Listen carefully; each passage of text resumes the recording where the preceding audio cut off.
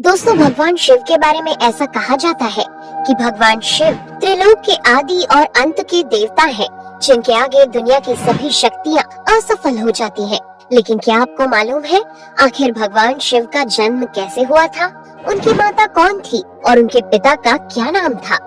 उन्होंने किससे अपनी शिक्षा प्राप्त की थी और किस किस को शिक्षा का दान दिया था? अगर नहीं तो चलिए, क्योंकि इस वीडियो के माध्यम से हम आपके इन्हीं सभी सवालों का जवाब देने वाले हैं, इसलिए प्लीज इसे स्किप किए बिना एंड तक जरूर देखना। दोस्तों, आज सबसे पहले भगवान शिव के जन्म से जुड़ी पहली कहानी यानी शिव पुराण की एक लोकप्रिय कथा के बारे में बताने वाले हैं। शिव पुराण के अनुसार भगवान शिव को स्वयंभू माना जाता है, जिसका मतलब होता है कि भगवान शिव का जन्म स्वयं ही हुआ था। यानी कि इससे एक बात तो साफ हो जाती है कि ना ही भगवान शिव की कोई माता है और ना ही उनके कोई पिता है। इसी कारण से भगवान शिव पंच तत्वों से भी परे हैं, जिस कारण से इन्हें मृत्यु का भी कोई भय नहीं है और इनकी मृत्यु कभी नहीं हो सकती। पर अब बात करते हैं विष्णु पुराण में बताई गई भगवान शिव के जन्म से जुड़ी हुई एक और कहानी के बारे में। विष्णु पुराण में बताया गया है कि भगवान विष्णु के माथे से निकलने वाले तेज के कारण भगवान शिव की उत्पत्ति हुई थी और उनके नाभि से निकलते हुए तेज से कमल पर विराजमान ब्रह्मा जी का जन्म हुआ था। मगर दूसरी ओर भगवान विष्णु के जन्म के बारे में शिव पुराण में बताया गया है कि एक बार की बात है जब भगवान शिव अपने घुटने मल रहे थे और उनके घुटनों से निकलने वाले मैल से भगवान श्री विष्णु जी का जन्म हुआ था।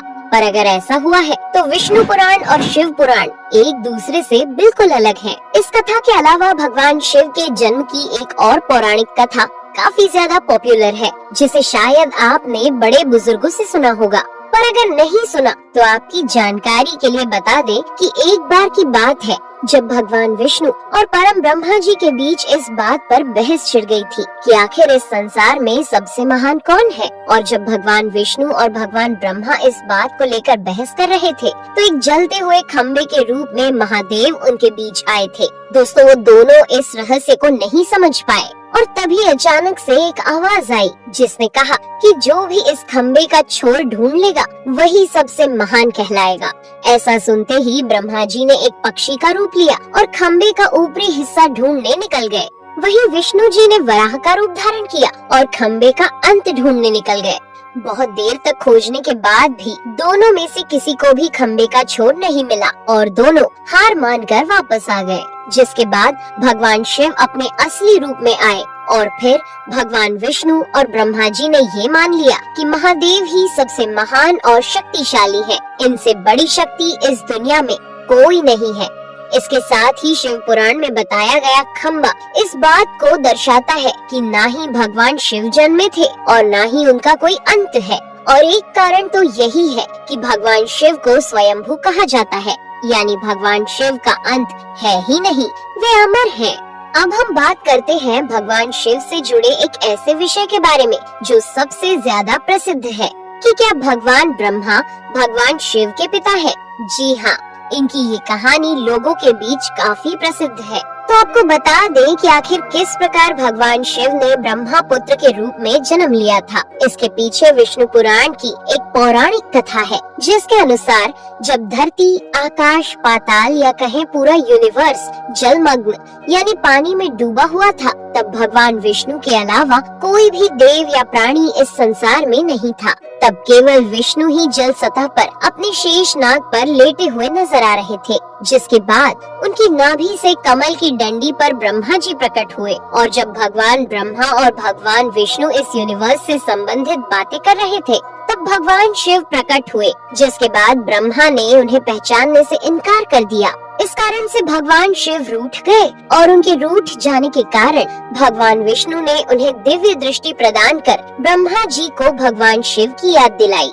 जिसके बाद भगवान ब्रह्मा को अपनी गलती का एहसास हुआ और शिव से क्षमा मांगते हुए उन्होंने उनसे अपने पुत्र रूप में पैदा होने का आशीर्वाद मांगा। जिस कारण से भगवान शिव ने भगवान ब्रह्मा की प्रार्थना को स्वीकार करते हुए उन्हें ये आशीर्वाद दे दिया। लेकिन इसके बाद जब भगवान ब्रह्मा ने इस सृष्टि की रचना शुरू की तो उन्हें एक बच्चे की जरूरत पड़ी और तब उन्हें भगवान शिव का आशीर्वाद ध्यान आया। जिसके लिए भगवान ब्रह्मा ने तपस्या की और बालक के रूप में भगवान शिव उनकी गोद में रोते हुए प्रकट हुए। आपको बता दें कि ये भगवान शिव का एकमात्र बाल रूप है। जब भगवान ब्रह्मा ने उनके रोने का कारण पूछा तो उन्होंने बताया कि उनका कोई नाम नहीं है। तब भगवान ब्रह्मा ने भगवान शिव का नाम रुद्र रख दिया, जिसका मतलब होता है रोने वाला। पर इसके बावजूद भी भगवान शिव चुप नहीं हुए, इसलिए ब्रह्मा ने उन्हें दूसरा नाम दिया। पर शिव को वो नाम भी पसंद नहीं आया और फिर भी वे चुप नहीं हुए।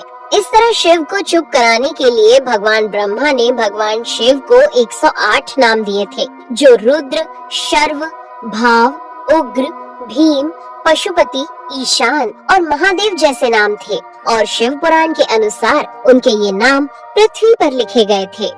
इसके बाद बात आती है श्रीमद् देवी महापुराण की। तो श्रीमद् देवी महापुराण में भगवान शिव की माता और पिता के बारे में बताया गया है। श्रीमद् देवी महापुराण के अनुसार देखा जाए तो एक बार जब भगवान नारद जी ने अपने पिता भगवान ब्रह्मा जी से पूछा कि सृष्टि का निर्माण किसने किया है, साथ ही भगवान विष्णु, भगवान शिव और आपके माता पिता कौन है, तब भगवान ब्रह्मा जी ने नारद जी को त्रिदेवों के जन्म के बारे में बताया। जो बताया वो वाकई चौंका देने वाली बात थी। दरअसल उन्होंने कहा कि देवी दुर्गा और शिव स्वरूप ब्रह्मा के योग से ब्रह्मा, विष्णु और महेश का जन्म हुआ था।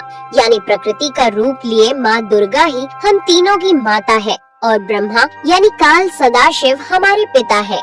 इसके साथ ही श्रीमद् देवी महापुराण में भी भगवान विष्णु और भगवान ब्रह्मा के बीच हुए झगड़े की एक कहानी मिलती है, जिसके अनुसार एक बार श्री ब्रह्मा जी और विष्णु जी में झगड़ा हुआ और दोनों में बहस छिड़ी हुई थी। तब भगवान ब्रह्मा ने कहा कि सृष्टि को मैंने बनाया है और मैं ही प्रजापिता हूँ, जिसके जवाब में भगवान विष्णु जी ने कहा कि मैं आपका पिता हूँ, क्योंकि आप मेरी नाभि से निकले हुए कमल से पैदा हुए हैं। और धीरे धीरे कर ये बहस बढ़ती गई। दोस्तों, इसके बाद इन दोनों का झगड़ा सुनकर सदाशिव वहाँ पहुँचे और उन्होंने कहा कि पुत्रों, मैंने ही तुमको इस संसार को बनाने और इसे संभालने के केवल 2 काम दिए हैं। इसी प्रकार मैंने शंकर और रुद्र को संहार और तिरोगति के कार्य दिए हैं। इसके साथ ही उन्होंने कहा कि मेरे 5 मुख हैं। एक मुख से अकार, दूसरे मुख से उकार, तीसरे मुख से मुकार, चौथे मुख से बिंदु और 5वें मुख से नाद यानी कि शब्द प्रकट हुए हैं। उन्हीं 5 को एक साथ मिलाकर देखा जाए तो एक अक्षर ओम बनता है, जिसे आज हम सभी भगवान शिव के मूल मंत्र के रूप से जानते हैं। इतना कहने के बाद भगवान ब्रह्मा और विष्णु दोनों ही समझ गए कि भगवान शिव से ज्यादा शक्तिशाली इस दुनिया में कुछ भी नहीं है और दोनों ने भगवान शिव को प्रणाम किया और चले गए। चलिए दोस्तों, अब जब आप भगवान शिव के बारे में इतना तो जान ही चुके हैं, तो क्या आपको पता है कि आखिर भगवान शिव ने किससे शिक्षा प्राप्त की थी और उनके गुरु कौन थे? हम जानते हैं, शायद ही इसका जवाब आप में से किसी को पता होगा, पर जिन्हें नहीं पता उन्हें बता दें कि भगवान शिव स्वयं इस संसार के गुरु माने जाते हैं, जिन्होंने संसार में गुरु शिष्य की परंपरा की शुरुआत की थी। लेकिन अगर सवाल आता है कि आखिर भगवान शिव किसके गुरु थे, तो आपको जरूर जान लेना चाहिए कि हिंदू धर्म के ग्रंथ कहते हैं कि ब्रह्मा जी और शिव जी इस संसार के सबसे पहले गुरु हैं, जिन्होंने गुरु शिष्य के इस रिश्ते की शुरुआत की थी। जहां भगवान ब्रह्मा ने अपने मानस पुत्रों को शिक्षा प्रदान की थी, वहीं भगवान शिव ने अपना ज्ञान केवल अपने 60 शिष्यों को दिया था। यानी भगवान शिव 60 शिष्यों के गुरु थे और वे जिन शिष्यों के गुरु थे उन्हें आज के समय में सप्त ऋषियों का दर्जा दिया गया है। तो दोस्तों, ये थे भगवान शिव के जन्म से जुड़े हुए कुछ फैक्ट्स, जो आपको कैसे लगे हमें कमेंट करके जरूर बताइए। साथ ही अगर आपको वीडियो पसंद आया हो तो इसे लाइक और चैनल को सब्सक्राइब करना बिल्कुल ना भूलें। धन्यवाद।